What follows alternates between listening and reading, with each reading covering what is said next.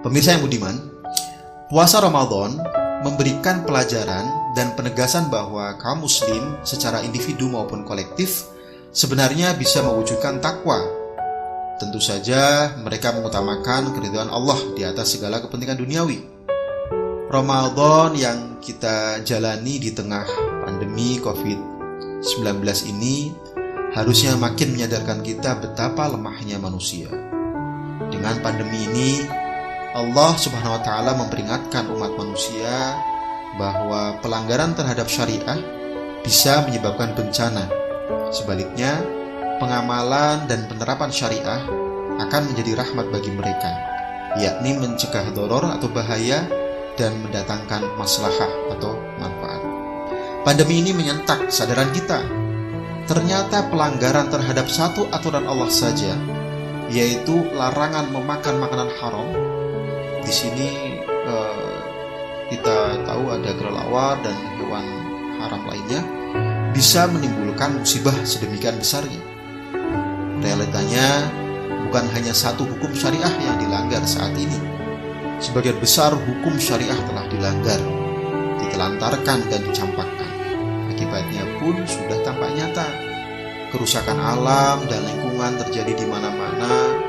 Juga terjadi banyak krisis. Ada krisis kemanusiaan, krisis ekonomi, krisis moral dan sosial, krisis pendidikan, krisis hukum, dan lain sebagainya. Terjadilah kemiskinan, kelaparan, kesenjangan ekonomi dan sosial, merebaknya kriminalitas, dekadensi moral, penjajahan negara-negara kuat atas negara-negara lemah, penguasaan kekayaan alam milik publik oleh segelintir orang, ketidakadilan hukum, kezaliman penguasa, dan lain-lain. Sebaliknya, betapa besar kebaikan yang akan dirasakan oleh umat manusia ketika syariah diamalkan dan diterapkan secara total dan menyeluruh. Dengan pengamalan dan penerapan syariah secara kafah, pasti akan tercipta kemakmuran, kesejahteraan, keadilan sosial dan hukum, keamanan, kenyamanan, akhlak mulia di tengah-tengah masyarakat, dan sebagainya. Semua ini merupakan keberkahan yang menjadi konsekuensi dari ketakwaan kita kepada Allah Subhanahu wa Ta'ala. Pemirsa yang budiman, dengan demikian, dengan puasa Ramadan, apalagi pada saat pandemi ini, Allah Subhanahu wa Ta'ala seolah menggugah kesadaran kita untuk segera mewujudkan ketakwaan individual maupun ketakwaan yang kolektif dengan cara bersegera mengamalkan dan menerapkan syariah Islam secara kafah, secara sempurna.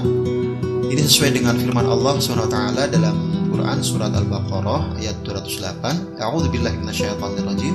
Bismillahirrahmanirrahim. Ya ayyuhalladzina amanu dukhulu fis-silmi kaffah. Hai orang-orang beriman, masuklah kalian ke dalam Islam secara kafah, secara total, secara menyeluruh. Di dalam tafsirnya, Aisar At-Tafasir, Imam Abu Bakar Al-Jazairi menyatakan bahwa kata kaffatan dalam ayat di atas bermakna jami'an, total, menyeluruh. Karena itu, kata Imam Al-Jazairi, tidak boleh sedikit pun kaum muslim meninggalkan syariah dan hukum-hukum Islam. Pandemi ini seolah menegaskan kepada kita semakin penting dan mendesak perintah Allah Subhanahu wa Ta'ala itu untuk kita wujudkan secara nyata. Ketika kita disuruh kutiba alaikumusiyam, kita segera melaksanakan puasa meski dalam kondisi pandemi sekalipun. Begitu pula semestinya ketika kita diseru kutiba alaikumul qisasul fil qatl, kita pun segera mengamalkan dan menerapkan hukum qisas. Tak hanya hukum qisas, hukum-hukum syariah yang lain juga wajib diamalkan dan diterapkan, tentu oleh negara sebagai pihak yang berwenang. Hukum cambuk bagi pezina ghair muhson misalnya, dan rajam bagi pezina muhson, pengambilan zakat secara paksa dari para muzaki yang enggan, pengaturan kekayaan milik umum, hukum potong tangan bagi pencuri, dan hukum-hukum lainnya. Semua harus dilakukan oleh negara. Allah Subhanahu wa Ta'ala berfirman, A'udzubillahi minasyaitonirrajim, Was-sariqu was-sariqatu faqta'u aydiyahuma jazaa'an bima kasaba nakalam minallah. Surat Al-Maidah ayat 38 yang artinya, pencuri laki-laki dan perempuan, potonglah tangan keduanya sebagai pembalasan atas apa yang mereka kerjakan dan sebagai siksaan dari Allah. Menafsirkan ayat itu, Imam Fakhruddin Ar-Razi di dalam tafsirnya Mafatih Al-Ghaib fit Tafsir menegaskan, para mutakallimin berhujjah dengan ayat ini bahwa wajib atas umat untuk mengangkat seorang imam atau khalifah untuk mereka.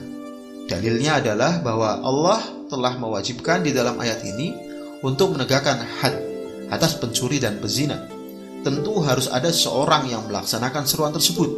Sungguh umat telah sepakat bahwa tidak ada seorang pun dari rakyat yang boleh menegakkan had atas pelaku kriminal tersebut. Bahkan mereka telah sepakat bahwa tidak boleh atau haram menegakkan had atas orang yang merdeka yang menjadi pelaku kriminal kecuali imam atau khalifah. Karena itu, kewajiban mengangkat imam atau khalifah adalah hal yang pasti. Kepemimpinan imam atau khalifah itulah yang disebut di dalam as-sunnah dan oleh para ulama sebagai imamah atau khilafah. Karena itu, mengangkat imam atau khalifah, yakni menegakkan khilafah, adalah fardu kifayah atas seluruh umat Islam. Ini sebagaimana ditegaskan oleh Imam An-Nawawi di dalam Raudhah At-Thalibin wa Umdah Al-Muftin juz 3 halaman 433. Imam Asy-Syatibi di dalam Al-Muwafaqat menjelaskan, benar dikatakan bahwa itu adalah wajib atas semua ala wajhi at-tajawuz. Sebabnya pelaksanaan fardu itu hakikatnya adalah penegakan kemaslahatan umum. Karena itu mereka secara keseluruhan dituntut untuk menunaikan fardu tersebut. Nah, dari penjelasan Imam Asy-Syatibi itu, ketika kewajiban adanya imam atau khalifah yang melaksanakan syariah secara menyeluruh itu belum ada, maka semuanya wajib berusaha untuk mewujudkannya. Ajakan, seruan, dan dakwah untuk mewujudkan itu merupakan pelaksanaan dari fardu kifayah tersebut. Karena itu, ajakan dan seruan ke arah penerapan syariah secara kafah jelas merupakan amal soleh, merupakan amal kebaikan, bagian dari pelaksanaan fardu kifayah tersebut. Karena itu pula, anggapan bahwa penerapan syariah secara menyeluruh di dalam khilafah sebagai ancaman, perbuatan terlarang, atau bahkan sebagai kejahatan, lalu para pengusung dan pendakwahnya dikriminalisasi, semua itu hanyalah cerminan pikiran dan keputusan yang rusak, serta tindakan yang menyimpang dan menentang petunjuk Allah Subhanahu wa Ta'ala. Allah dalam firman-Nya Quran surat Al-Qalam ayat 35-36 disebutkan, a'udzubillahi minasyaitonirrajim, bismillahirrahmanirrahim, afanaj'alul muslimina kal mujrimin ma lakum kaifa tahkumun. Apakah patut kami memperlakukan kaum muslim sama dengan orang-orang yang berdosa atau kaum kafir? Apa yang terjadi pada kalian sehingga berbuat demikian? Bagaimanakah kalian mengambil keputusan? Tentu sikap seperti itu tidak patut dimiliki oleh kaum mukmin. Sebaliknya, kita semua semestinya berusaha secara sungguh-sungguh dan mewujudkan perintah Allah tersebut, yaitu penerapan syariah secara menyeluruh. Untuk itu dibutuhkan perjuangan dan pengorbanan. Dan pada bulan Ramadan ini, tentu perjuangan dan pengorbanan tersebut harus dilipat gandakan. Tentu agar syariah Islam secara kafah, secara sempurna, bisa segera terwujud di tengah-tengah kehidupan. Wallahu a'lam bishawab. Assalamualaikum warahmatullahi